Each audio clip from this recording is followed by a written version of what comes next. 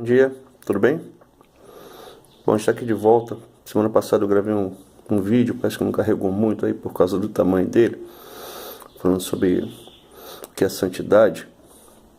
Mas hoje eu estou aqui para discorrer um pouquinho sobre um assunto meio controvertido, que serve para a edificação do povo de Deus, que é o livre-arbítrio. Bom, uns dizem que nós cristãos temos livre-arbítrio, outros vão dizer que nós não temos. Bom, o que a Bíblia vai dizer a respeito disso? Bom, gente, como cristão, a gente não pode se guiar por outra coisa em matéria de fé que não seja a Bíblia. Por outro lado, também a gente não pode achar que isso aí é um assunto tolo, conforme já disseram para mim, é um assunto tolo. Não é um assunto tolo. Quando eu falo sobre o livre-arbítrio, quando eu falo sobre eleição, quando eu falo sobre essas coisas, eu estou falando sobre a soberania de Deus. É uma questão de fé. É uma base da minha fé. É um alicerce daquilo que eu creio. Ou seja, eu não posso falar dessas coisas como se fossem coisas tolas. Bom, pastor, então nós temos ou não temos livre-arbítrio? Pela Bíblia, não. A única vez que se ouve falar sobre livre-arbítrio é no Espiritismo. O Espiritismo fala disso o tempo todo. Que a alma, ela reencarna e nós temos o livre-arbítrio de fazer coisas boas para ter um bom karma.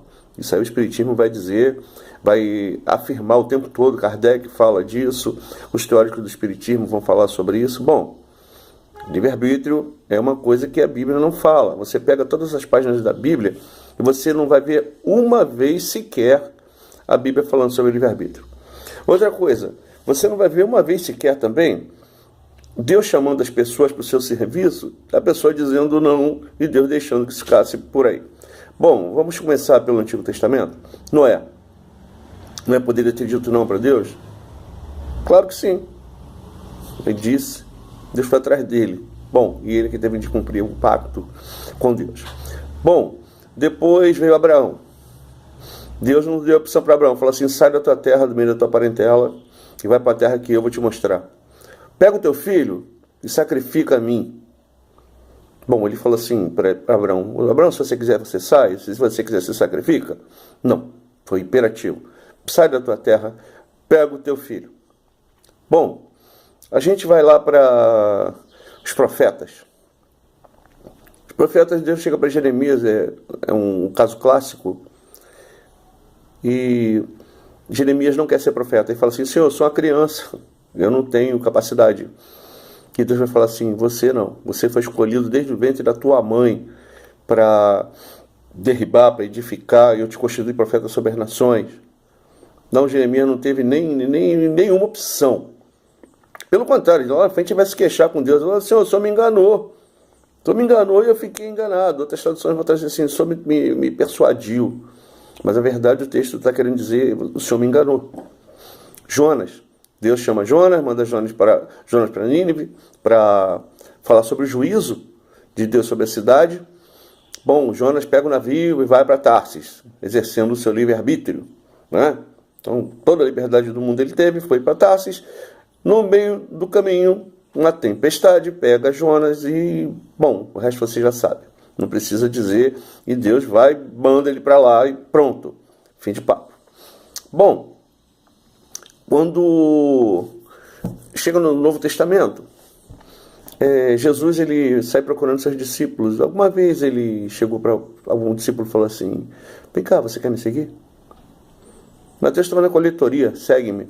Pedro estava nas redes lá com seu irmão, segue-me, segue-me, segue-me, segue-me. Ele nunca pediu a ninguém para segui-lo, ele sempre deu ordens. Bom, ele chega para Zaqueu e fala assim, Zaqueu, desce daí porque eu vou pousar na tua casa. Ele fala assim, Zaqueu, você quer me receber em casa? Eu estou com tanta fome, meus discípulos estão cansados e tal. Bom, quando nós chegamos nas epístolas paulinas, não, vamos falar do livro de Atos. Paulo vai exercer o seu livre-arbítrio a caminho de Damasco. Ele prendia, ele matava, fazia acontecer. Bom, no meio do caminho de Damasco, Jesus aparece para ele, 6 anos ou 7 depois de ter sido morto e ressuscitado. Ele cai do cavalo, literalmente. E Jesus não dá opção. Bom, ele vai para Damasco. Chega em Damasco, Jesus manda Ananias lá na casa dele e fala assim, vai lá, Mas, Senhor, esse cara é perigoso, ele é horroroso, ele faz muito mal à igreja. Eu vou mostrar para ele quanto importa ele sofrer pelo meu nome. Bom, e Paulo vai dizer o tempo todo assim, eu recebi do Senhor, eu recebi do Senhor, eu recebi do Senhor. Então, vou perguntar uma coisa para vocês. Até aí você está vendo livre-arbítrio? Bom, eu não vi até agora. Paulo vai escrever para os Efésios e vai dizer assim, que nós somos escolhidos em Deus antes da fundação do mundo. Somos escolhidos nele, separados nele, selados com o Espírito Santo da promessa, que é o penhor. Bom, se nós somos escolhidos em Cristo antes da fundação do mundo, se nós somos guardados nele, ora, então onde é que está a minha questão de livre-arbítrio naquilo que eu creio? Na questão da minha salvação, daquilo que eu posso fazer? Bom, se você for olhar para Romanos, Paulo vai falar no capítulo 8, que as coisas vão contribuir, todas elas para o bem daqueles que amam a Deus, que são chamados pelo decreto de Deus. Ora, Deus tem um decreto, e é um decreto que Ele chama aqueles que vão ser feitos segundo a imagem do seu Filho. Aí eu pergunto para você, todos ouvem esse decreto? Não. Só ouve quem tem o chamado de Deus, aquele que conhece de antemão, aquele que Ele predestina, aquele que Ele justifica, aquele que Ele santifica, que Ele glorifica. A salvação tem um itinerário, ele não depende de mim. Paulo vai dizer assim, vocês são salvos pela graça, mediante a fé, é dom de Deus, não vem de vocês. Ora, então não fui eu quem quis foi Deus. Ele me implantou a graça, Ele me implantou a fé. Ora, se eu tenho capacidade de resistir à graça de Deus, então, glória a mim, louvado seja eu, porque eu estou mais forte do que a graça de Deus. Outra coisa, na questão do livre-arbítrio, Paulo vai falar para os Coríntios, no capítulo 2, que nós temos o pensamento de Cristo, a mente de Cristo. Paulo vai falar também que todo pensamento seja levado cativo a Cristo. Ora, se eu sou chamado para ser conforme a imagem de Cristo, se eu sou chamado pela graça de Deus, pela vontade de Deus, pela única e exclusiva iniciativa de Deus, se é Ele que me salva, Ele que me chama, eu não sou diferente de Abraão, eu não sou diferente de Jacó, eu não sou diferente de Jonas, eu não sou diferente de Jeremias. Eu estou inserido como igreja no plano de Deus para a sua criação. Ora, se eu fui chamado para fazer parte desse plano, se eu faço parte da igreja, eu tenho de ter necessariamente a mente de Cristo. Eu não posso ter uma outra mente. Ora, se eu tenho a mente de Cristo, eu posso pensar do jeito que eu quero? Claro que não. Eu tenho de pensar com a mente de Cristo. Ora, tanto eu como você também temos de pensar conforme a Bíblia diz. Temos a mente de Cristo, pensamento de Cristo, e todo o nosso pensamento seja cativo a Cristo. Ora, se é cativo a Cristo, ele é preso, ele é escravo de Cristo. Ora, eu posso pensar do jeito que eu quero? Eu tenho liberdade? Não. Ah, você vai falar assim, mas pastor, eu posso sim. Não pode não, porque quando você peca, se você realmente é um homem de Deus, uma mulher de Deus, você é convertido, o Espírito Santo habita realmente em você não vai se sentir bem com isso.